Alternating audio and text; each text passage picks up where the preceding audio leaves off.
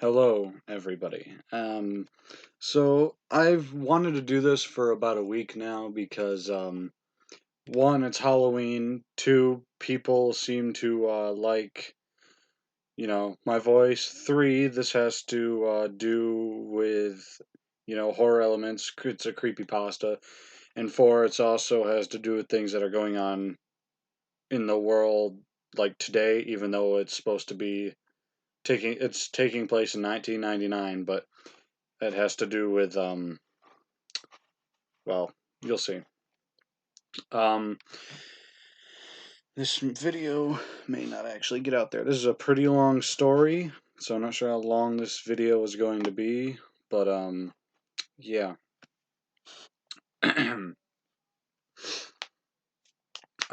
I'm going to be voice acting this, by the way, so I'm gonna make it as creepy as possible. With that, let's I'm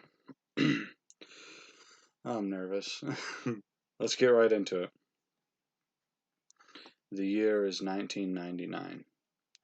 That sentence brings me back to my senior kindergarten class when I was 5 years old, where we used to read out the date on the blackboard every single day. The year 1999 exists as a stain in my mind, however, as a memory that will not go away no matter how I try to forget it. 1999 marked the year I lost my first tooth, my first time on a plane, and unfortunately, the early loss of my childhood innocence. That one memory that refuses to be wiped. It all started with that new, or old, TV. At that time, Pokemon was the latest fad to hit the school. Pokemon cards, games, stickers, and the most popular, the TV show. So, of course, every time I came home from school, I would stay glued to the TV and watch until Pokemon came on at 5. The only problem was that my dad watched the news at 5:30 and the Pokemon episodes were back to back, which meant I had to miss an episode every day. Something I whined on and on about.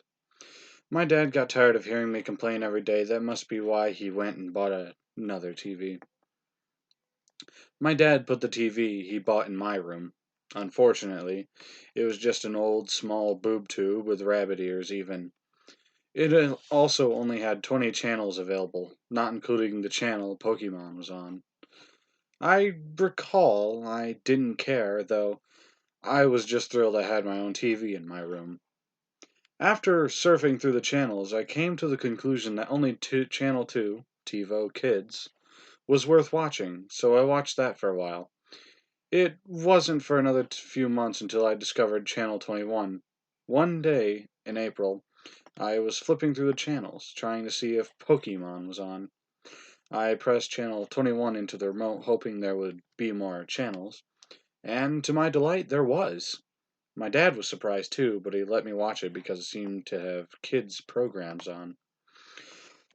The channel was called Caledon Local 21, and later I found out it was indeed broadcasting from the town of Caledon, Ontario, a town very close to my city. The shows I saw on Caledon Local 21 looked poorly made, and I never understood what was going on in them half the time.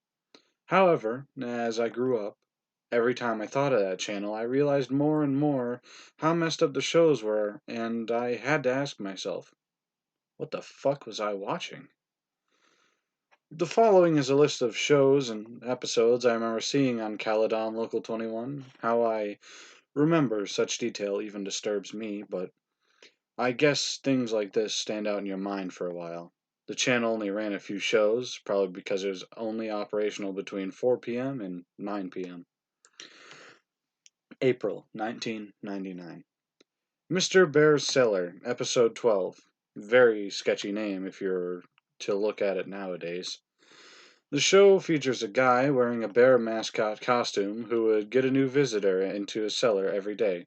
It was always a kid. The show was filmed with a camcorder, not a very good one either. The police asked me a lot of questions about the show. The episode started with Mr. Bear sitting at a table playing checkers by himself. He sat there playing for a bit until there was a knock on the door. The camera was then looking up the stairs at the door, where there was another knock. Mr. Bear climbed the stairs and opened the door to reveal two young children. One was a boy about my age, and the other was a girl who looked about 8. Mr. Bear danced in delight and then started talking to the kids. I couldn't hear any of them that well, I remember. Mr. Bear then led the kids into the cellar, which was quite dark, only lit by a small oil lamp on the table. I can't really remember that much more, except him singing a song which I couldn't hear too well either, probably because of the large bear mask. The episode ended with them playing hide and seek, with the kids hiding in the closet and Mr. Bear counting. May 1999. Soup and Spoon. I don't think this was even a show. I think it was more of a special movie thing. All I know is I stopped watching since Caledon Local 21 for a while because I thought this show was too stupid. Especially since Pokemon now came on at 4:30 and 5. I don't remember much of this, but it shows a can of soup and a spoon both attached to strings swinging back and forth as if someone was holding them and dangling them in front of the camera. Interestingly enough, the show was a shot in a basement, which looks just like the one used in Mr. Bear's cellar. Like I said, I can't remember much. The only thing I can remember clearly was the end. The entire thing was only half an hour and included stuff I found stupid, such as the spoon chasing the soup around trying to eat him.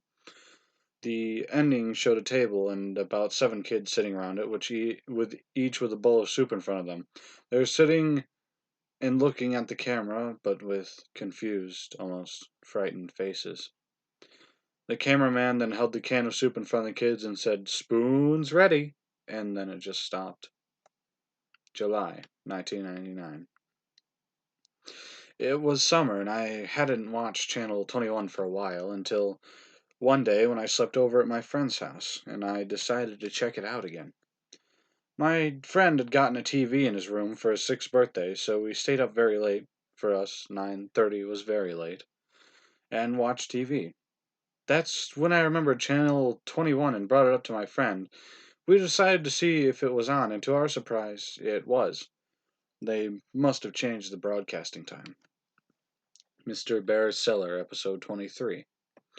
The episode was entertaining for my friend and me, mainly because it had swearing.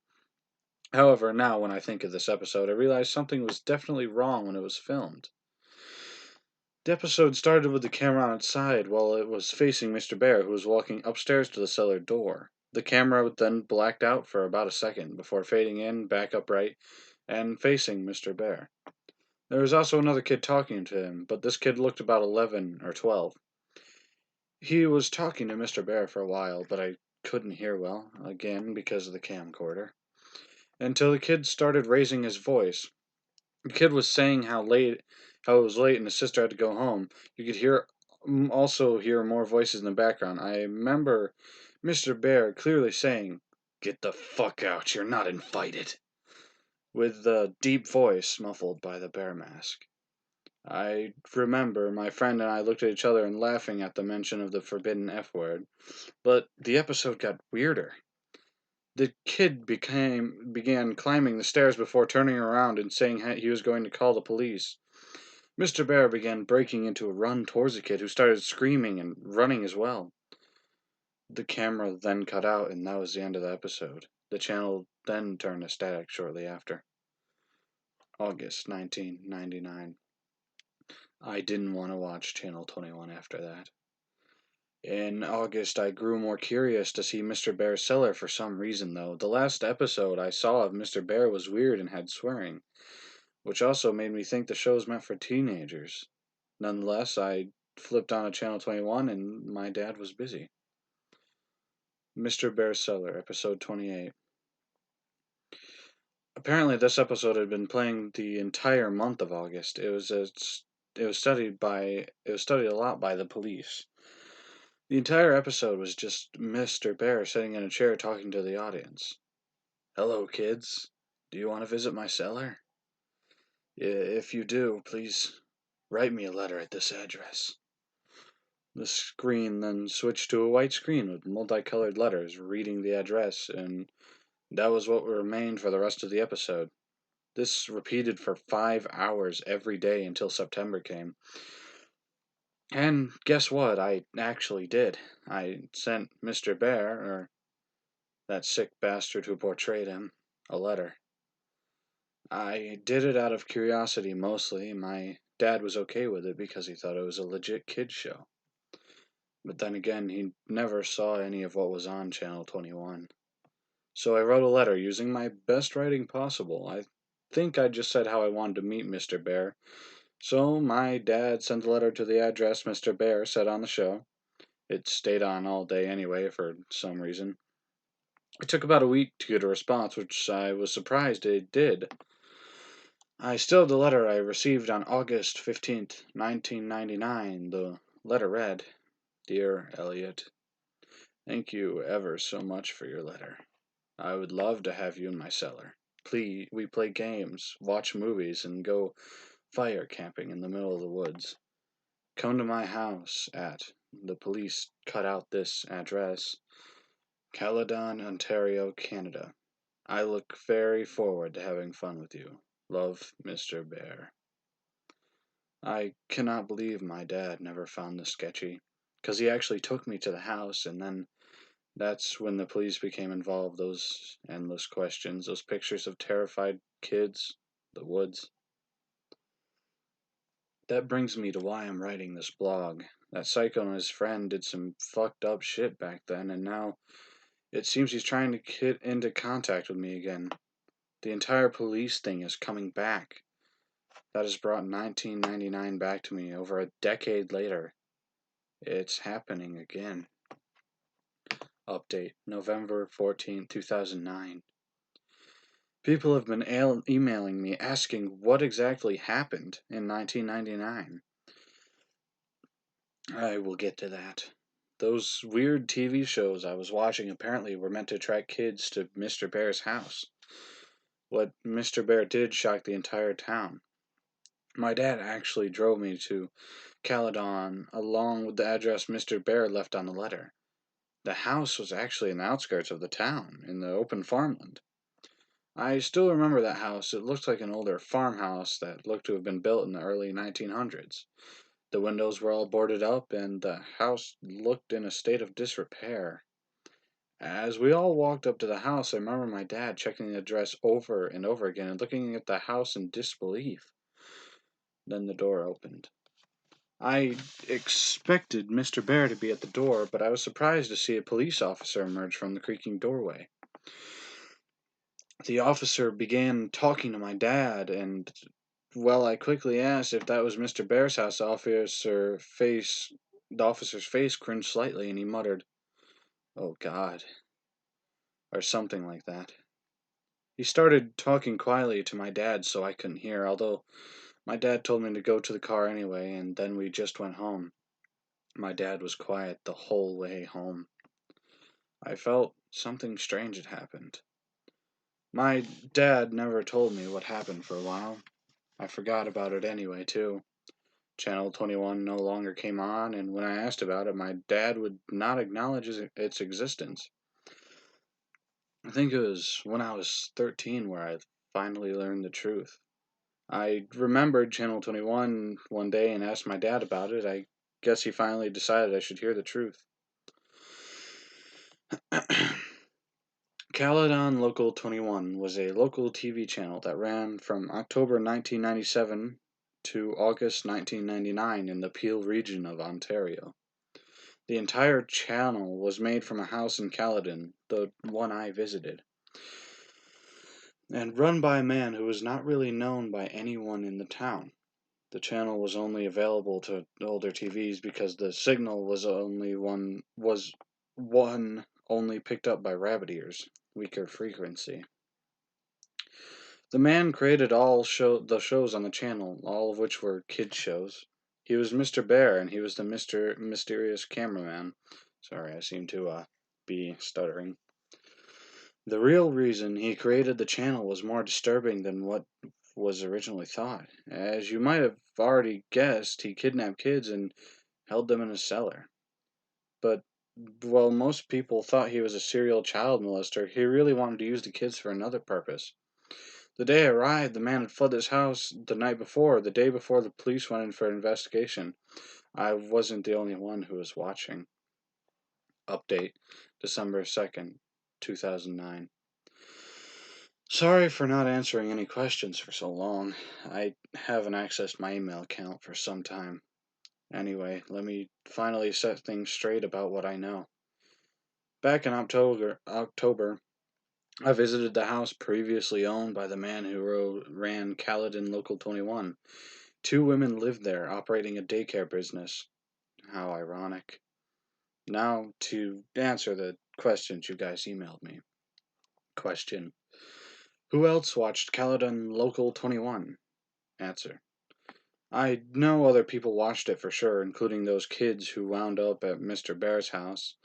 After some Google searches, I found a few people on the Neo Seeker forums who were discussing shows from Caledon Local 21. They talked about the two shows I watched, but another two shows I had never seen before. A user named I Am Real Life seemed to know all the shows that are broadcasted on 21.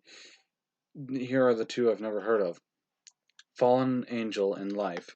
I Am Real Life described it as a fairly boring show about a guy rambling on and on in front of a camera about how he must please Satan and appease him before it is too late. Paint with the Soul. I Am Real Life and another user called SigY92 were discussing the show. They described it as a Blair Witch-like, as it consisted of the cameraman wandering around a forest at night, doing nothing particularly interesting. I'll go looking for the conversation and see if I can get a link.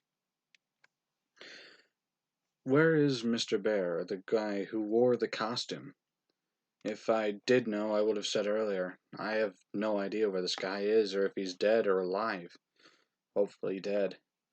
When I see my dad's friend next time, I'll ask him about this. Maybe I can get a more definite answer. What did Mr. Bear do to the children? This is this is by far the most common question I've been asked. I found this out in October as well, via my dad's friend, who is a retired Caledon regional officer. Apparently, the man playing Mr. Bear took the kids out of the house into the forest nearby. What he did there, police are not exactly sure how it happened, but 16 charred bodies of children between the ages of 4 and 13 were found in a 15 by 15 foot ditch deep within the forest. My dad's friend did not want to go into exact details, but I'm seeing him next Thursday anyway, so maybe I can extort more information from him then. That's all I have for now. Thanks for keeping an interest in my blog. I'll try to gather as much information as I can for my next post. I've actually been getting pretty interested in this myself. It should be my right to know what the hell happened. Update, January 14th, 2010. I'm sorry I haven't posted anything for a while. I kind of lost interest in this blog since I hit a standstill while looking for more information about the identity of the owner of Caledon Local 21. However, a few weeks ago I struck gold. I found some answers, surprisingly, from the father of a kid I used to babysit. He lives just across from my street, and I used to look after his kids when they were younger. He currently doesn't have a job either. He used to live near the woods outside of Caledon and witnessed the owner's activity in the woods. His name is Anthony Polo. When he lives in the small bungalow outside the woods, he would often venture in to smoke a joint of marijuana or two before returning to his work as a wood craftsman. Polo described that sometimes he would hear voices of children coming from deeper within the woods, as well as a glowing light off in the distance. Polo told me these events started in late 1997. Note, this is around the time when Caledon Local 21 began airing. He apparently became annoyed by this happening around once in a while and actually went to investigate. Polo then described what the whole scene looked like when he got there. There's a group of kids, he said about 13 or 17, and ages 5 to 12, gathered around a large fire pit with burning fire. With them was a single adult. Polo talked to the man, noting his unusual, unkempt appearance of a crack addict, as well as his constant twitching. and asked what he was doing out in the forest with children. The man said they were on a camping trip, something they did frequently. Polo, not suspecting anything, Caledon had one of the lowest crime rates in Canada, simply left it at that and told them to be quieter. Polo then paused for a while before telling me that they never became quieter. In fact, sometimes he heard loud chanting from children in an unknown language. He didn't bother meeting with the man again, as he was moving anyway. I had told Polo that the man was probably the owner of Caledon Local 21, but he doubted it, as he heard that the man was moving to Pickering by several of the residents near that area. Here's what I know now. The man would take his kids into the woods regularly for camping. The fire pit Polo described may be the hole the bodies of the children were found in. The children Polo saw are probably the ones found dead. The man moved to a city called Pickering, a smaller city east of Toronto. I will discuss this with my dad's friend, the ex-cop, and see if this matches anything the police knew about the man. I also want to see if he has any other knowledge of what aired on Caledon Local 21. Update, February 10th, 2010. Good news, guys. I talked to my dad's friend and he disclosed a lot of information for me. First, I asked if the police had any information on the man who ran Caledon Local 21. He replied that they have only had the same leads for years and never found a suspect. However, the Peel Regional Police do have some of the tapes they found in House Caledon Local 21 was broadcasted from. He took me over so I could watch a few. I guess I haven't said much about him yet. My dad's friend's name is Mitchell Wilson, a pretty nice guy. He seems to understand my thirst for knowledge and what happened during the late 90s in that house. He feels it was wrong that my dad went so long without telling me much. He took me to the Davis Road Police Station. If you don't know, it's a large station in Caledon and one of the largest within the Peel region itself. Each of the main stations around Peel have some of the tapes. I was able to watch all of the footage that the Davis Road Station has. Unfortunately, I wasn't allowed to take any tapes home for obvious reasons. Paint with the Soul, Episode 10, Garbage Thrown Away.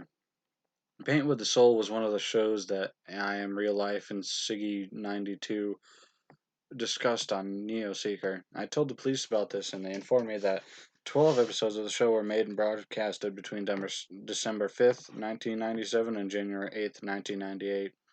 Exactly as I Am Real Life and Siggy 92 described.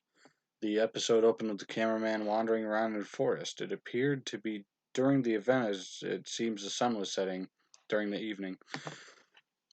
The cameraman walked along a path until he got to an area where there was a lot of garbage lying in the leaves. The camera looked around at the various wrappers, bottles, bags, and boxes, making sure each item got a few seconds of screen time. The camera then focused on a single area before the man spoke.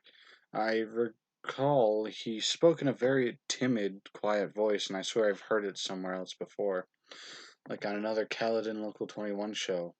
I could barely hear what he was saying, but he mainly talked about how humans are garbage, or something that had to do with saving ourselves by cleaning up the garbage. Us. It actually sounded really stupid, but still a feeling of dread came over me.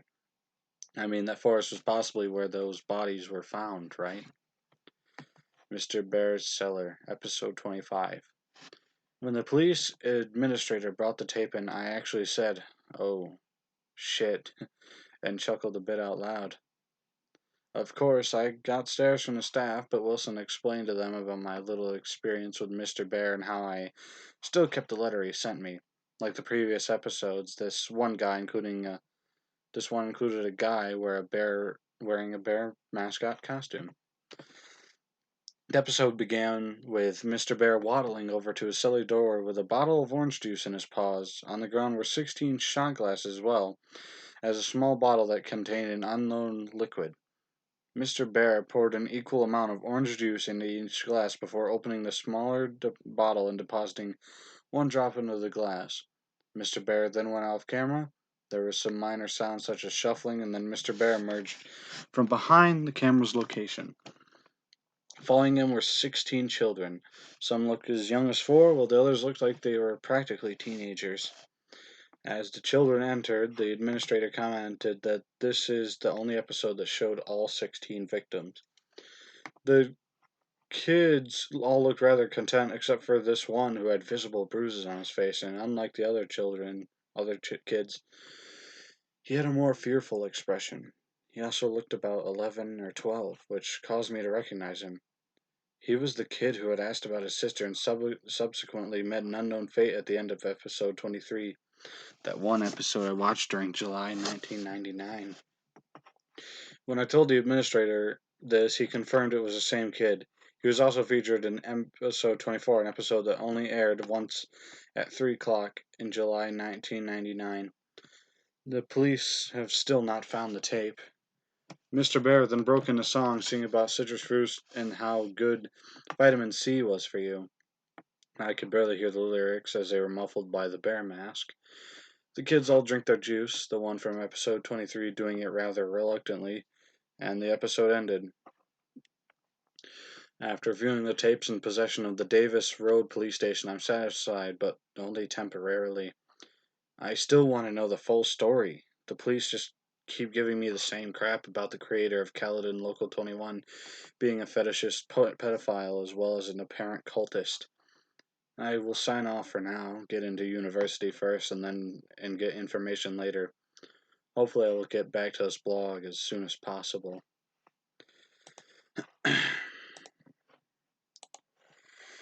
Update, May 8th, 2010. Last month I finally got my G2 license in Ontario, Canada. This allows you to drive a car by yourself as well as with some passengers after 6 months. I, of course, took advantage of this and drove into Caledon for a little Sunday drive. Since I haven't updated this blog in a while, I figured I might as well visit the house where the infamous channel of my childhood was located. The house looked different than when I saw it last October. The place was no longer used as a daycare and just sat there abandoned. However, it did have a for sale sign showing that someone still owned it, wanting to get rid of it though. The abandoned house drew fuzzy memories from my mind, mainly of that day my dad took me to visit Mr. Bear. A feeling of dread came upon me. What happened to the children while they were living in that house? I walked up to the steps of the front door and peered through the window. Inside, I could clearly see an empty hallway with a few boxes at the end. At the end of the hallway to the right, there was an open doorway, presumably leading to the kitchen. To the left were 2 doors, both apparently leading to the rooms visible through the windows outside. I wondered where the cellar entrance was located and whether it had been sealed up. I walked around to the back of the house and found my answer. 2 wooden doors lying at an almost flat angle were padlocked shut. This had led to the cellar. Not wanting to hang around, you can imagine what was going through my mind at this time. I departed.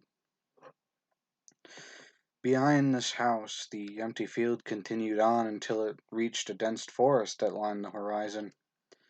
I wondered if that was the forest where the bodies of the children were found. I thought to myself, fuck it, and proceeded to walk across the field behind the house into the forest. The forest was oddly quiet, save for a few periodic sounds of a woodpecker drilling into a distant tree. I cautiously made my way deeper into the woods, not really caring about the fact that I had no idea where I was going. I don't know how to explain it, but I felt like there was something I had to find. I came to a thinner part of the woods and a few small houses in the distance. Polo's house crossed my mind, and I wondered if one of these homes had belonged to him. I neared a small clearing in which I could see 3 adequately sized logs gathered around a black, charred area, showing a small fire had been lit there recently. "Hey, get the fuck out of our fort!"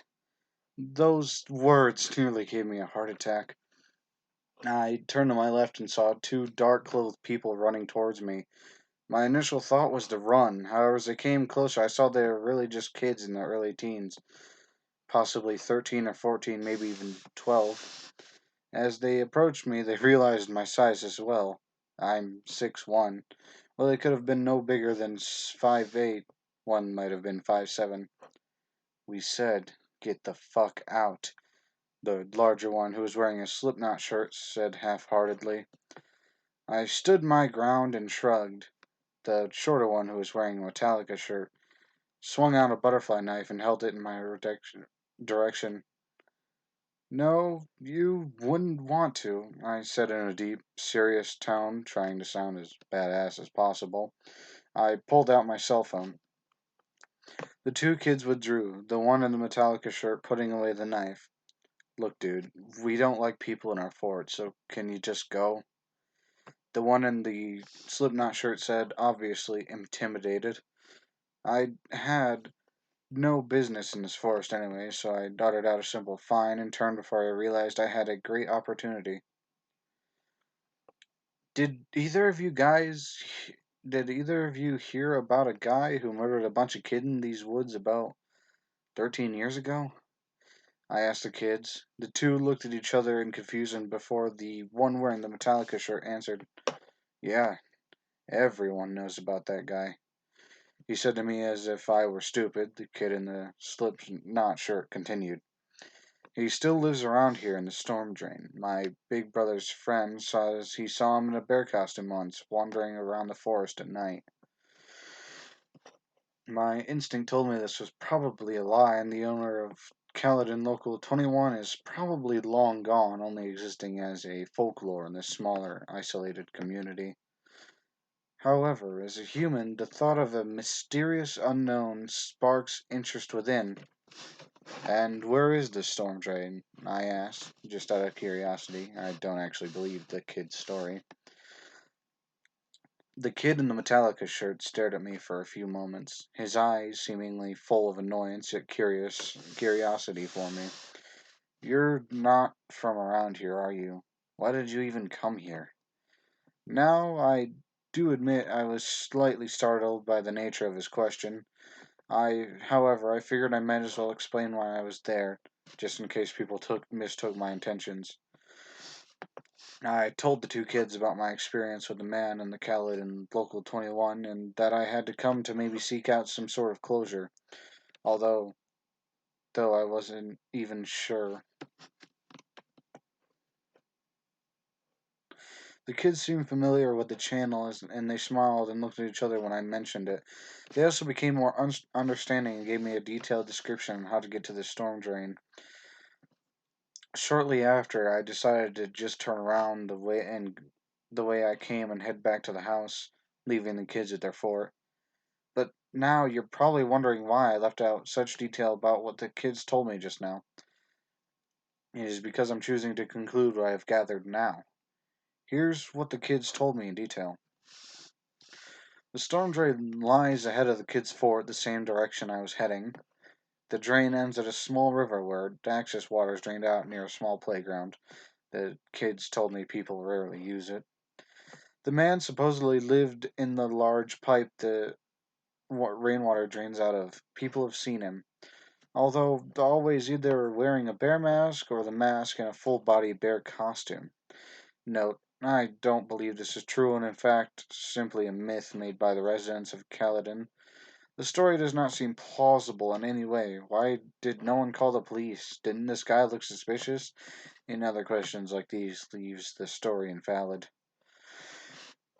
I may visit the storm drain, not because I believe the story, but because I want an excuse to visit Caledon again, so this blog doesn't die. With no more tapes to watch, I don't know what to talk about anymore. Thanks for continuing to support me and my blog. I know many of you are looking forward to more information about what happened in Caledon during the year 1999, and I will do my best to continue my research on the topic. Elliot out. Update October 7th, 2010. Wow, nearly 5 months since I last updated. I'm guessing everyone pretty much thinks I was dead, right? Thankfully I'm not, but in all my seriousness, I really have been busy these past few months, and a blog about something that could have killed me as a kid is a little low on my current priorities list. As of now, I'm living in Waterloo, Ontario, attending the University of Waterloo for computer engineering. Yeah, I'm a keener. As you can imagine, engineering is no walk in the park, so obviously, I nearly forgot about this blog, but as you can see now, I'm back. I remembered to visit the storm drain the kids from Caledon Forest told me about. It was out in a clearing between the wooded areas nearby a marsh. Unfortunately, I found absolutely nothing, save for a turtle that retreated into its built-in home when it saw me. I snapped some pictures of the pipe, and which I have posted as well. Also, let me tell you, it was not a storm drain like they said it was. What I saw was a simple pipe, possible to channel the excess water from the marsh. When I returned from Caledon, however, I simply kept putting off uploading everything until I forgot all about my blog. It just didn't seem important anymore. Please forgive me. It was only until recently that I'm now interested in my case again. On September 10th, I received an email from this email address, returntheb@hotmail.com. Funny, am I right? Well, it gets better. I'm going to copy and paste the exact email this guy sent me. Dear Elliot, my dear, dear boy, you see, the story may or may not be true, but it could happen. There are many slots for airtime. If you have money, you can have a public access TV channel. Some public access channels share the same time, like EWTN, religious channel based out of Michigan, that show Catholic-based programming, but during off-air hours have independent shows or just blue screen. Cable networks have empty channels available for rent space, so the scenario of a pedo renting a channel on basic TV is not far-fetched at all. However, public access TV is widely reviewed and can be terminated at any time. These are the rules for the United States, not for Canada, where this story took place. So if this happened in the US, the pedo would be tracked and arrested immediately. Yet the story could happen, but it is unlikely. 100 fuzzy hugs, Mr. Bear. Now, obviously, this letter is fake and sounds almost corrupted, but still, I'd like to thank whoever sent it. Though they could use some English lessons, just reading this letter creeped me out. But because of it, I am now full of this new interest to continue my blog. I guess it's just funny trying to pursue the mysteries I've always questioned. Now my roommate knows all about this. He thought the letter was real and actually seemed more scared than I was for a second. But then I shrugged it off, so he did too. I mean, what are the chances of this being real? How would Mr. Bear know all about this public access TV and about when I went to Caledon on those occasions? More or less know my email or me still be interested in his seller. Now I'm going to send a reply to return the bee. Wow, just looking at this email address, you can tell someone wanted to freak me out. Didn't really work though, although to whomever you are, thank you for sparking my interest back into the full matter. Maybe I can find out more about what happened to Mr. Bear. Hopefully, because although I don't buy that email, a part of me still feels anxious. Thank you to all those who are still following me and have become avid fans. You are also why I'm choosing to continue this. Thanks, guys. Update November 7th, 2010. Wow, I can't believe this blog hasn't been deleted yet. I haven't posted anything for so long. I have my reasons and I'd rather not discuss them just yet. It has been a rather traumatic year for me. Some of you were right. I shouldn't have gone back to trying to relive the mysteries of my childhood, but I couldn't resist. It has been over a year since my last post and a lot has happened. Let's recap where I'm at right now and with regards to the whole Mr. Bear incident. Returnthebee@hotmail.com is no longer in use. I tried replying to the email, but I got no reply. I tried again a while back, still no response. I've actually moved up to Ottawa, capital of Canada, for those who don't know, for university, so I haven't been back to Caledon or back home in the Peel region for a while. I had my reasons for leaving, as you could guess why. I've had to make a new email account because the people keep prank mailing me instead of pretending to be Mr. Bear. Thanks a lot, guys. Not. Why have I ventured back to this blog? Mitchell Wilson. Remember my dad's ex-cop friend? Gave me a phone call on October 23rd about a tape that was found in a branch of the Brampton Public Library. Brampton is my hometown, in case you haven't picked up on that. He claims he isn't allowed to discuss the contents of the tape with me as it is still in evidence, but he asked me to come check it out when I return home. That tape got the gears grinding again, because we all know what was on the last tapes I saw. I can only imagine what can be on it. Guessing it must have something to do with Khaled and Local 21. I guess I just want to say I'm continuing this blog, and thank you for everyone who still follows it. I don't know when my next entry will be, but when I see that tape, I'll write that what I find. I don't know what to expect, but the idea of seeing another tape has gotten me interested in the whole mystery all over again. Elliot. Update. January 21st, 2011. It's been a long year for me. University has been giving me the usual sleepless nights, especially since I transferred to Ottawa, which is the place to party. Sarcasm. But now I'm back home with my dad in Brampton, the town I grew up in. I got a home on the 18th of December and have been visiting with friends and family. Or at least that's what I would have rather done. Now that festive holiday cheer that I usually have this time of the month is absent. To answer the hundreds of emails and comments I got, yes, I did see the tape that my dad's friend, Mitchell Wilson, promised to show me. These tapes, however, act as a curse. I want to know more, yet I want to forget everything. I couldn't help it. I needed to see those tapes.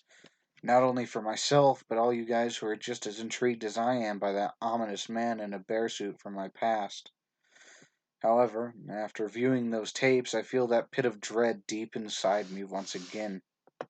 That feeling where I know that all those kids in those videos are dead, that I could have been one of those kids, and that humanity is a dark, dark place. If you haven't skipped this paragraph for the juicier details by now, below, thank you for listening to my rambling.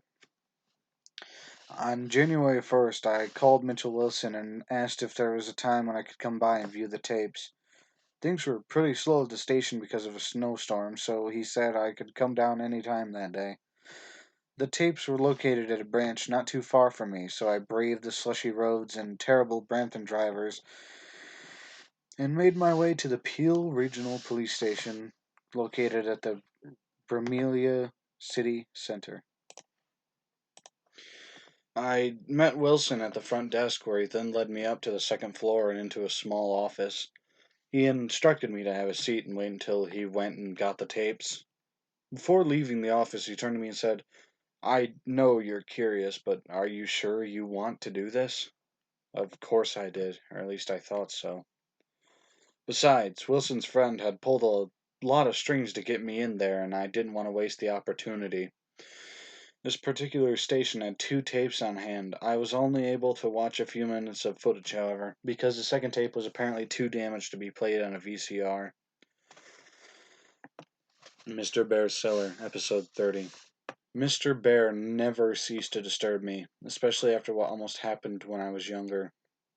This story took place outside in a forest at dusk, making it slightly hard to see, especially considering the quality of the film, a trademark of anything from Khaled and Local 21.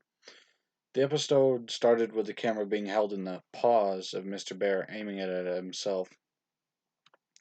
That bear mask, that looked more sinister in the shadow of the trees. The unmistakable muffled voice spoke up. "Hello, children. Today I will be doing a wonderful thing for my friends. I'll be delivering them to a faraway land where they will surely be happy." Mr. Bear turned the camera around to show an ATV with an attached trailer. But what stood out the most was the trailer contained seven motionless children laying side by side. This here is the first load, but more will be on their way soon." Mr. Bear turned around and pointed the camera at a large burlap tarp spread on the ground. He picked up the tarp, revealing a large hole that must have been at least 12 feet deep and maybe about 15 feet wide. The rest of the episode consisted of Mr. Bear taking each kid and dropping them into the hole. I asked Wilson if they were dead, to which he shook his head and replied, "Not yet." Soon all the kids were in the pit. Some were in awkward positions due to being tossed in, but they remained unconscious. The vitamin C will surely help these children on a great journey that awaits them, Mr. Bear mentioned as he panned the camera toward multiple bottles of gasoline behind a bush.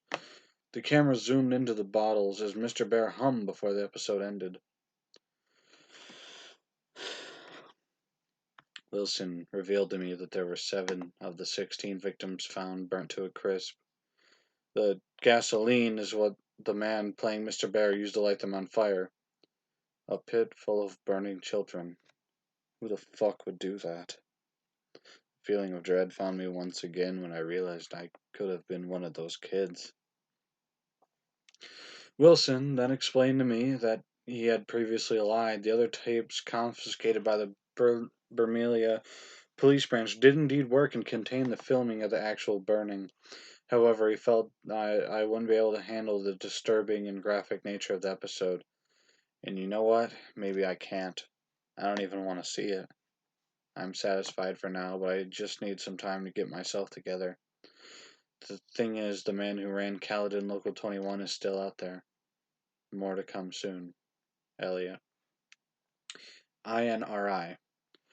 Once upon a time, there lived a boy named Elliot. Elliot was a clever boy who loved playing with his friends.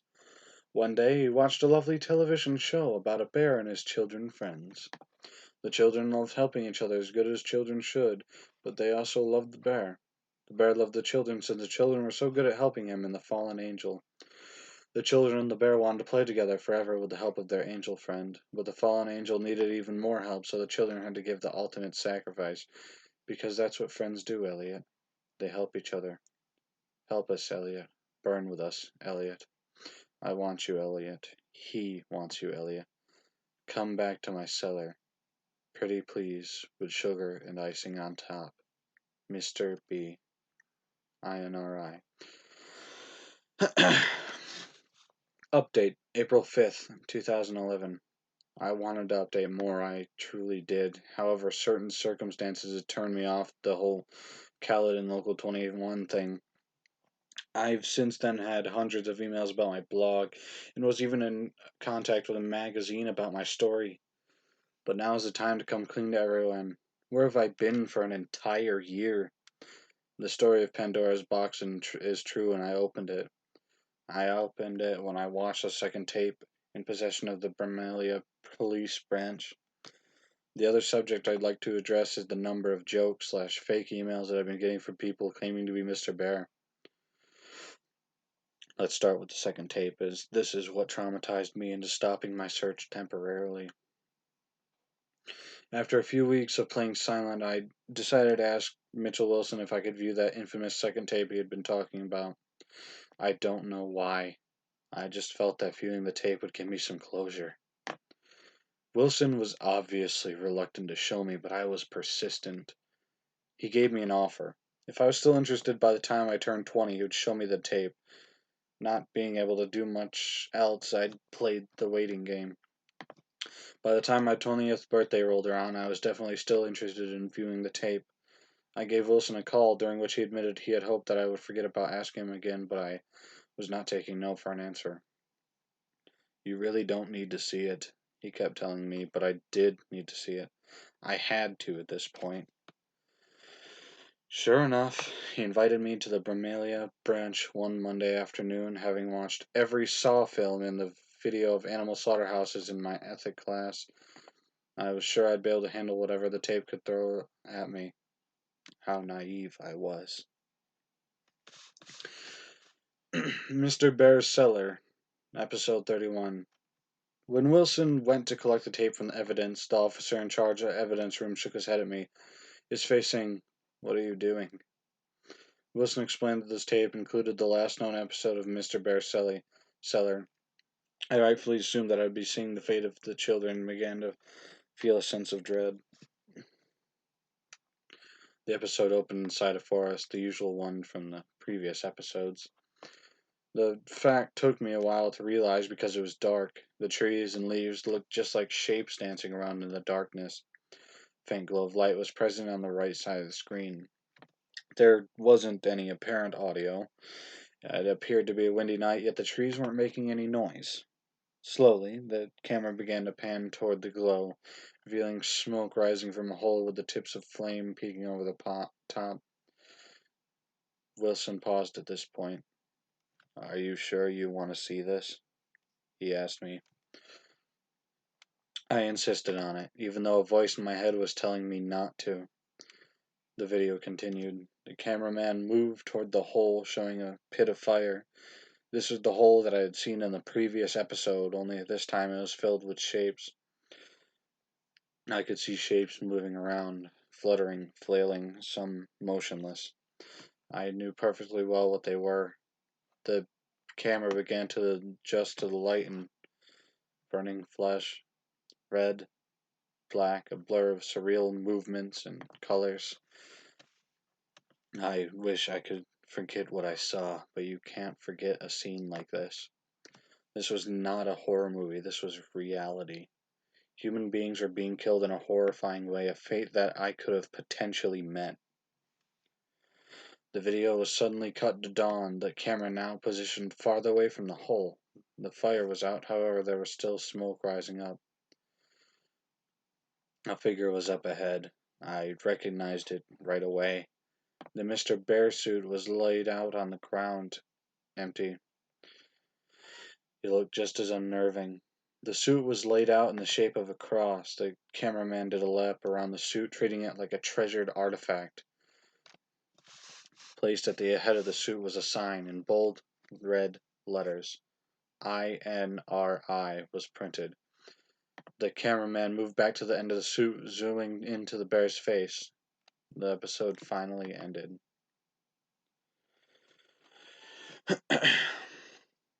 I was speechless. It was like a dream. You can find a lot of terrible things on the internet, but I've never seen anything like this. Wilson asked if I was okay, and I replied with a shaky yes. I assured him as we left that I was fine, and the video gave me some closure over the whole incident. He didn't seem too confident in me, but he left it at that. He was right, though. I had nightmares for weeks. I gave up. I didn't care about the whole thing anymore. A sick man burned a bunch of kids alive, attracting them with a fake kids' TV channel. I could have been one of his victims, yet I'm still here. I suppose I should be grateful, but I feel guilty. Am I still here only by pure luck? 10 months later, I'm back, but now I need to address something else. My email has been flooded with messages. Some people ask for more details. Some ask if I can upload the tapes, and some people email me claiming to be Mr. Bear. First, I cannot get tapes uploaded as they're A, in police possession as evidence, and B, I have no idea how to transfer VHS onto a computer. As for people to be pretending to be Mr. Bear, you're not fooling me. When you have dozens of people pretending to be the same person, it doesn't work. I've even seen fake Caledon Local 21 YouTube channel, which is cute, but still not real. Even more annoying is the fact that someone hacked my account just to put up some demented poem about me on this blog. I'll leave it in the intro above this one just to show you guys. I've contacted my webmaster about the entry and told it was posted on Halloween. Ooh, spooky. Attached to the email, paintwithb@aol.com, which I assume is another joke email. I'm over episode 31 now. The images of what I saw will stick with me for a while, but I want to do one last hurrah. I'll get into contact with Mitchell Wilson again and hopefully get set up with the tapes in the possession of the other Peel police branches. I'll try to update you guys as soon as I can. I'm sure this won't take so long again. Thank you to everyone who still reads this. Elliot. That is the end of the story, and I was going to do a random story because there's a random button on creepypasta.com, but then I decided no, I'm going to read the most famous creepypasta out there, and this was it. 1999, the creepypasta. I want to former well, I can't say formerly because I already have warning up and everything, but if you've made it this far, I'd like to say, one, thank you for watching. Two, if you've made it this far, um well, I'm not sure whether to say thank you or to apologize because um well, it's a very, very dark story, but that's the whole point, and it's Halloween, so I'd like to both thank you for watching and apologize for picking something so dark. I didn't read this beforehand, but I knew there would be strong language, therefore I put up the uh, warning. So, yeah, I hope you enjoyed this and maybe gave you some chills. I know it gave me some chills. Uh, During the end there, I actually, I had a bit of tears in my eyes, but it was due to the content, which helped me act. But to yeah, hmm, now I don't know what to say. I just want to say thank you.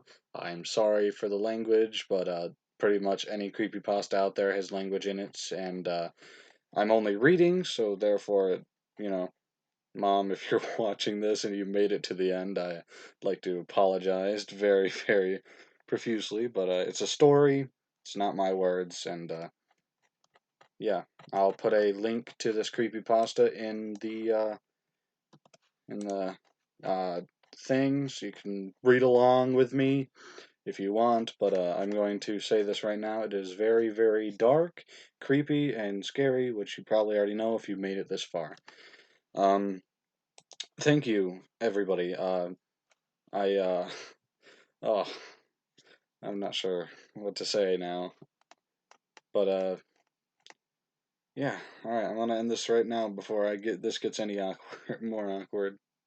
Uh, I hope this isn't a real story, by the way, because if this is like a real story, like most creepypastas aren't, but if this is a real story, I'd like to say I'm sorry for the families out there or anything that's happened if this was real. With that, I'm off.